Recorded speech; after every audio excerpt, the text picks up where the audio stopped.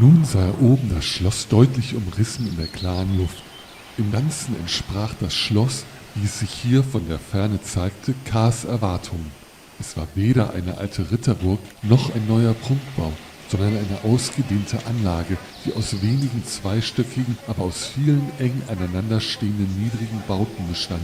Hätte man nicht gewusst, dass es ein Schloss sei, hätte man es für ein Städtchen halten können. Nur einen Turm sah K., ob er zu einem Wohngebäude oder zu einer Kirche gehörte, war nicht zu erkennen.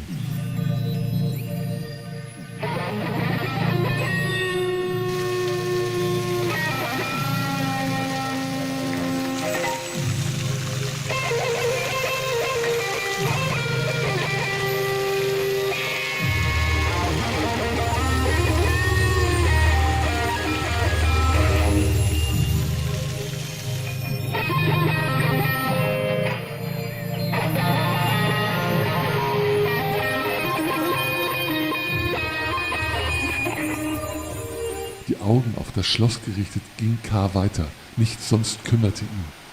Aber im Näherkommen enttäuschte ihn das Schloss. Es war doch nur ein recht elendes Städtchen, aus Dorfhäusern zusammengetragen, ausgezeichnet nur dadurch, dass vielleicht alles aus Stein gebaut war, aber der Anstrich war längst abgefallen und der Stein schien abzubröckeln. Flüchtig erinnerte sich K. an sein Heimatstädtchen. Es stand diesem angeblichen Schlosse kaum nach. Wäre es nur auf die Besichtigung angekommen, dann wäre es schade um die lange Wanderschaft gewesen. Der Turm hier oben, es war der einzig sichtbare, der Turm eines Wohnhauses, wie es sich jetzt zeigte, vielleicht des Hauptschlosses, war ein einförmiger Rundbau mit kleinen Fenstern und einem söllerartigen Abschluss, dessen Mauerzinnen unsicher, unregelmäßig, brüchig sich in den blauen Himmel zackten.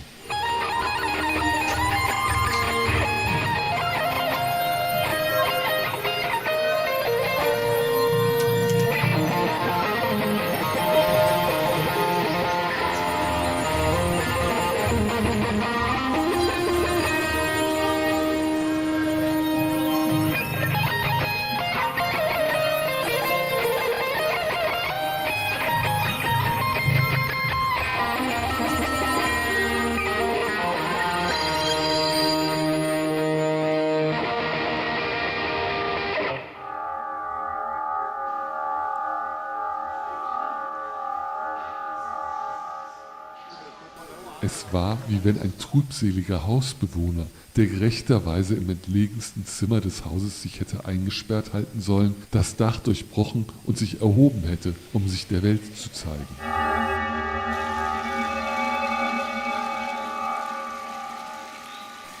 Wieder stand K. still, als hätte er im Stillestehen mehr Kraft des Urteils. Danach ging er wieder vorwärts, aber es war ein langer Weg. Die Straße nämlich, die Hauptstraße des Dorfes, führte nicht zum Schlossberg, sie führte nur nahe heran. Dann aber, wie absichtlich, bog sie ab, und wenn sie sich auch vom Schloss nicht entfernte, so kam sie ihm doch auch nicht näher. Immer erwartete K., dass nun endlich die Straße zum Schloss einlenken müsse, und nur, weil er es erwartete, ging er weiter.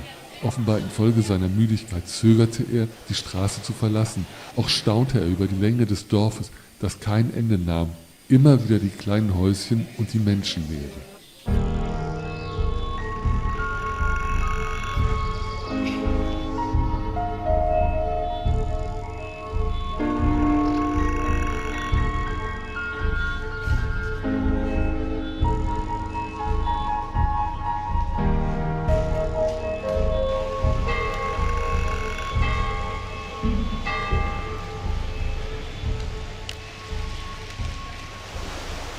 Das Schloss dort oben, merkwürdig dunkel schon, das K. heute noch zu erreichen gehofft hatte, entfernte sich wieder.